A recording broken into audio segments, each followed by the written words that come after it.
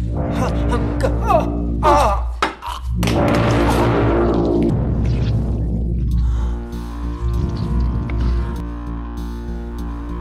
what's up you guys? Kembali lagi bersama gua Jajang di Jedar Film, tempat bahas film paling menjeder dan menggelegar.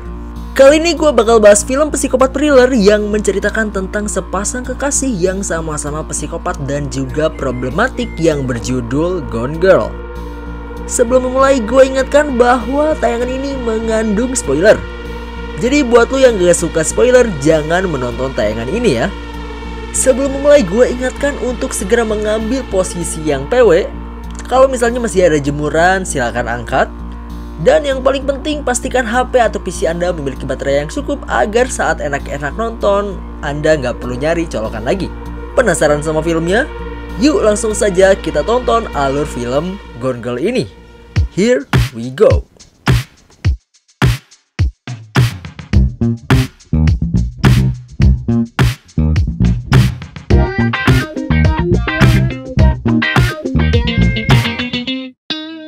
Film dibuka dengan seorang pria bernama Nick Dunn yang sedang curhat dengan adiknya yang bernama Margot. Nick bercerita akan merayakan anniversary pernikahannya yang kelima bersama istrinya yang bernama Amy Dunn. Namun ketika sampai di rumah, ia mendapati istrinya hilang dan ia pun meminta detektif bernama Rhonda Bonney untuk membantu mencari istrinya.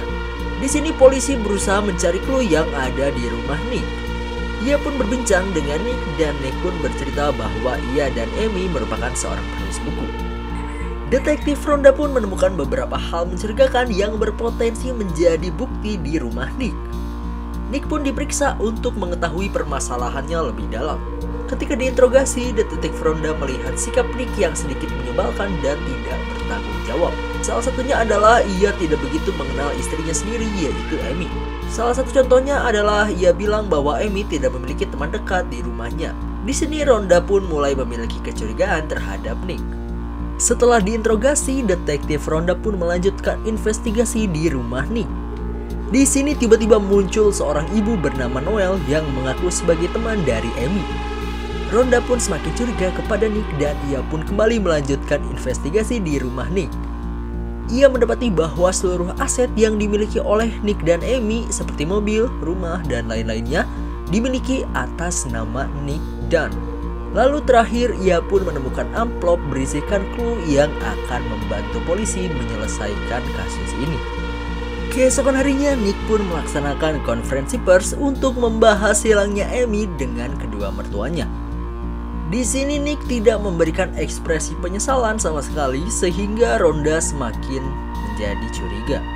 Lalu setelah konferensi pers, Rhonda pun memberikan clue yang ia temui kepada Nick dan meminta Nick untuk menyelesaikannya. Clue tersebut ternyata adalah permainan berburu harta karun yang biasa Nick dan Amy lakukan di anniversary mereka. Clue itu pun membawa mereka ke kantor Nick. Di sini Nick menemukan clue kedua. Dan di sini detektif Rhonda pun menemukan sempak merah yang entah milik siapa. Setelah itu Nick pun pergi menuju rumah ayahnya. Di sana ia menemukan clue ketiga. Namun ia kaget karena ternyata ia telah diikuti oleh si detektif. Nick pun pergi dan tidak ingin berinteraksi dengan detektif. Kecurigaan detektif Rhonda pun semakin menjadi-jadi. Nick pun pergi ke suatu tempat. Di sana pun ia mulai membayangkan hubungannya dengan Amy yang sudah lalu. Amy adalah wanita yang takut akan pernikahan. Namun ia percaya Nick tidak akan mengecewakannya. Namun pada akhirnya namanya pernikahan pasti ada aja seleknya. Selek-selek di sini dimulai dari Nick dan Amy yang menganggur. Nick pun membeli video games tanpa mengabari Amy. Dan masalah-masalah lainnya menunggu mereka. Keesokan harinya Nick pun pergi ke tempat konferensi pers kemarin. Di sini ia melihat seseorang yang dulunya adalah mantan Amy. Ia pun mengejar pria tersebut namun ia tidak menemukannya. Ia malah bertemu cabe-cabean yang caper kepada Nick. Cabe-cabean itu pun meminta selfie kepada Nick. Nick yang berusaha ramah pun menerima hal itu dan tersenyum. Namun ia menyadari sesuatu dan ia pun meminta wanita tersebut untuk menghapusnya. Namun cabe-cabean ini gak tahu diri dan malah gak mau menghapus foto tersebut. Setelah kejadian tersebut, semakin banyak relawan yang membantu untuk mencari Amy. Nick pun pulang ke rumah adiknya yang bernama Margo. Ternyata sifat asli Nick di sini mulai terlihat. Tiba-tiba seorang wanita seksi yang ternyata adalah murid Nick muncul di sini. Nick pun enak-enak dengan wanita tersebut. Ternyata wanita tersebut adalah selingkuhan Nick. Sebelumnya pernikahan Nick dan Amy terlihat sangat tidak sehat. Nick sempat nyuntrungkan Amy dan Amy pun merasa takut kepada Nick. Setelah itu wanita selingkuhan Nick pun pulang dan ternyata ia pun kegep oleh adiknya dan adiknya Margo langsung memaki-maki Nick. Margo menyalahkan Nick dan menjelaskan bahwa Nick dikritik oleh TV dan membuat ia menjadi public enemy bagi halayak. Salah satu penyebabnya adalah fotonya yang bersama cabai-cabean yang tersebar di internet. Namun di sini muncul orang yang bernama Tanner Bolt, seorang pengacara yang membela Nick. Nick pun mulai memikirkan kemungkinan untuk menyewa pengacara tersebut agar ia terlepas dari permasalahan ini. Detektif Ronda pun melanjutkan penyelidikannya, dan di sini ia menemukan dugaan pembunuhan di dapur rumah Nick. Malam harinya Nick berada di depan banyak relawan dan ia berpidato di hadapan relawan tersebut. Tiba-tiba muncul orang yang bernama Noel yang mengaku sebagai sahabat Amy. Ia berteriak bahwa Amy sedang mengandung. Hal itu pun membuat Nick langsung turun dari podium dan pulang ke rumahnya.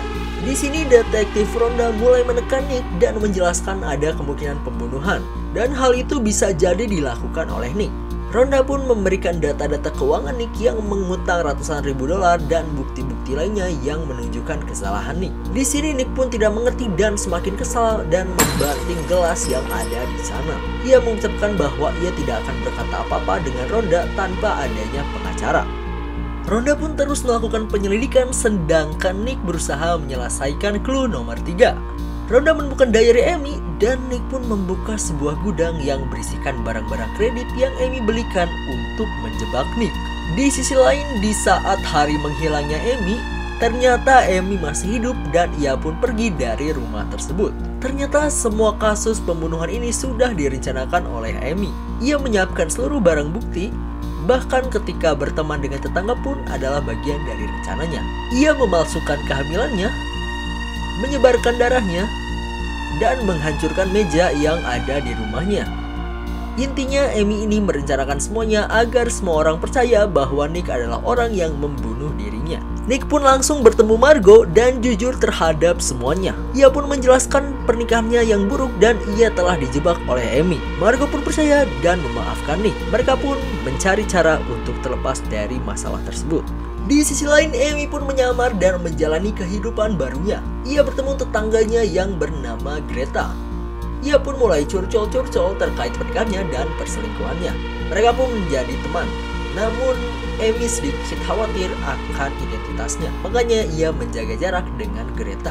Di sisi lain, Nick mulai menemui Tanner Bolt untuk menjadikannya pengacara. Ia pun mulai meminta saran kepada Bolt, dan Bolt meminta Nick untuk mencari informasi tentang hal buruk tentang Amy agar nama Amy tidak begitu disukai oleh publik. Hal ini dapat menjadi cara untuk memperbaiki nama Nick di mata publik atau halayak.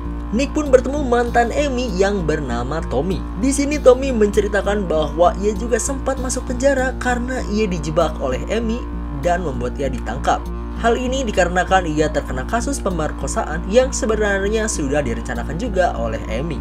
Selanjutnya Nick pergi ke mantan Amy yang bernama Collins. Namun Collins ini tidak ingin berbicara banyak dan mungkin masih memiliki perasaan terhadap Amy. Maka dari itu ia memilih untuk tutup mulut. Nick pun pulang tanpa mendapatkan informasi apa-apa. Keesokan harinya Nick bertemu dengan Tanner Bolt dan menjelaskan semua permasalahannya. Akhirnya Nick dan Bolt pun menyusunkan strategi untuk mendapatkan simpati publik kembali. Di sisi lain, Amy sedang bermain golf dengan Greta atau temannya.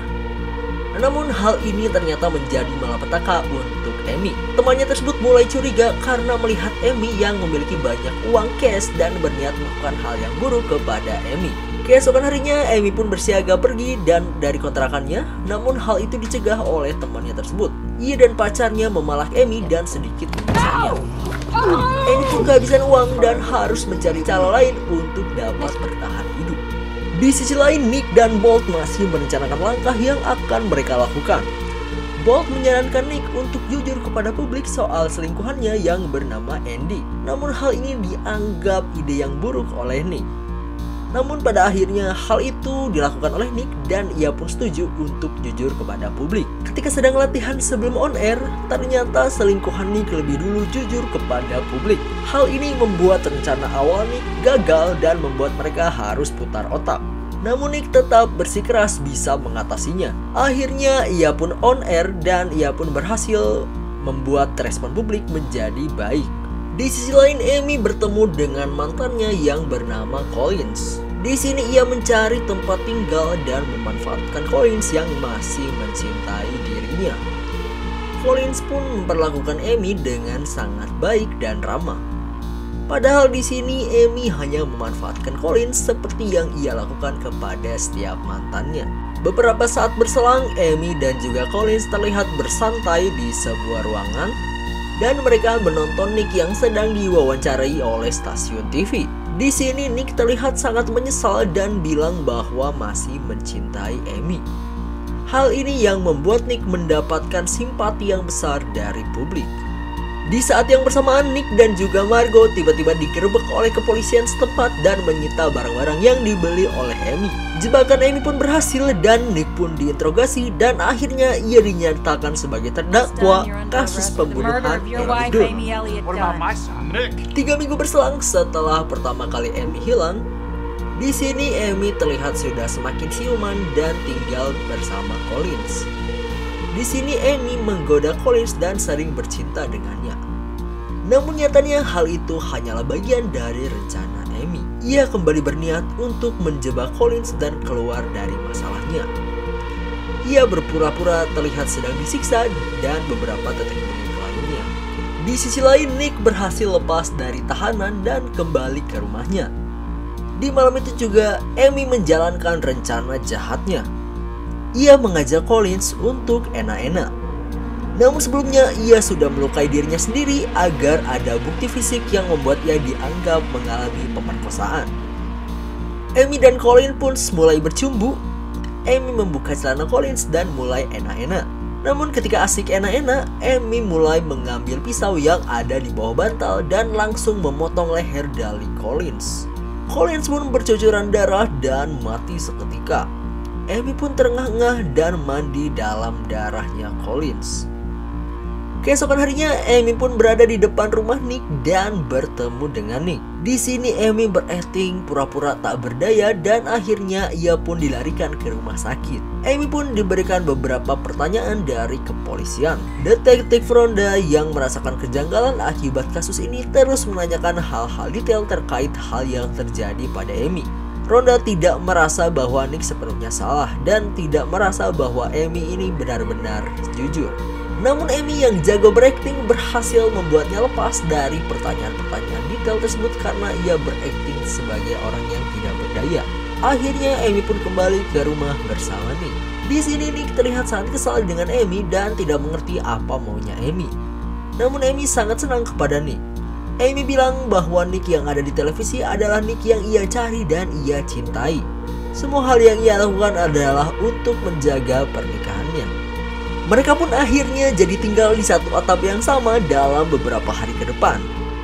Namun Nick terlihat sangat waspada dan ia pun takut untuk tidur satu ranjang dengan Amy. Karena kasus ini pun Amy dan Nick menjadi selebritis dan memiliki banyak penggemar. Di suatu malam, Nick dan Amy pun pergi untuk bertemu dengan fans. Mereka pun harus menjalani kehidupan barunya sebagai selebritis. Namun di sisi lain, Nick sama sekali tidak nyaman. Ia pun meminta Bolt dan juga Rhonda untuk membantunya keluar dari situasi tersebut. Namun mereka mengatakan tidak bisa membantu karena kasus tersebut sudah selesai dan mereka sudah menjadi terkenal dan kaya karena kasus tersebut. Nick pun harus menjalani hidupnya bersama wanita psikopat yang hampir menghancurkan hidupnya. Beberapa minggu berselang, mereka pun diminta untuk masuk di stasiun televisi untuk diwawancarai. Di sini Amy meminta Nick untuk mempublikasikan bahwa Amy sedang hamil dan akan memiliki anak. Namun Nick yang kelewat benci kepada Amy tidak mau melakukan hal tersebut dan ia pun hampir menghajar Amy kembali. Namun Amy berhasil menantang balik dan Nick pun tidak punya pilihan lain. Mereka pun akhirnya diwawancari oleh stasiun televisi tersebut, dan di sini Nick pun terpaksa mengumumkan Amy yang sedang hamil. Dengan begitu, tidak ada alasan untuk Nick meninggalkan Amy. Akhirnya, Nick, seorang suami pembohong, tukang selingkuh dan kasar, harus terus bersama Amy, seorang istri pembunuh, keji dan juga terstruktur, untuk bersama-sama selama-lamanya. Dan cerita pun tamat. Gimana ceritanya? Sorry banget ya kalau misalnya ada part yang masih kurang jelas dan jadinya kurang menarik. Karena jujur film ini tuh emang lebih bagus buat ditonton sendiri sih. Kenapa coba? Oke, gue bakal jelasin alasannya di review sekarang. Jujur ini film itu benar-benar mind blowing, gila, serem dan juga psikopat banget. Film yang diadaptasi dari novel berjudul sama ini menurut gue cocok banget buat tuh yang suka film misteri, detektif, dan juga thriller. Di film ini kita akan menduga-duga apa yang sebenarnya akan terjadi. Di awal gue ngerasa kalau Nick ini benar-benar bajingan dan antagonis di dalam film ini. Tapi seiring berjalannya waktu, antagonis berubah menjadi Amy. Dan di akhir gue merasa kalau dua orang ini benar-benar antagonis dan pantas untuk jadi saling berjodoh. Pengemasan film ini juga benar-benar bikin penasaran, deg-degan, dan lain sebagainya. Nah pokoknya ini tuh keren banget lah, wajib banget buat ditonton. Buat lu yang pernah dengar kata pepatah yang berbunyi jodoh kamu adalah cerminan dirimu, gue percaya hal itu benar-benar terbukti di dalam film ini. Nick yang brengsek dan Amy yang psikopat benar-benar kombinasi jodoh yang saling melengkapi.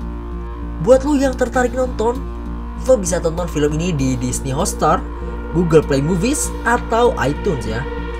Dan sekarang kita masuk ke ratingnya. Di Letterboxd film ini mendapatkan rating 4,1 dari 5. Sedangkan Jedar Film sendiri akan memberikan film ini rating 4,5 dari 5. Alasannya adalah karena film ini benar-benar mind blowing, menegangkan, dan plotnya yang benar-benar bikin kagum. So, benar-benar worth it buat ditonton guys. Nilai moral dalam film ini adalah jodohmu adalah cerminan dirimu. Kalau lo mau punya jodoh yang baik, ya lo juga harus ngaca dong, lo juga harus baik. Sekian, nama gue Jajang, terima kasih banyak. So, mungkin segitu aja review dari Oza Channel kali ini. Thanks for watching. Don't forget to like, subscribe, dan jika lo ingin request film untuk direview, bisa tinggalkan jejak di kolom komentar. And I'll see you in the next video. Thank you.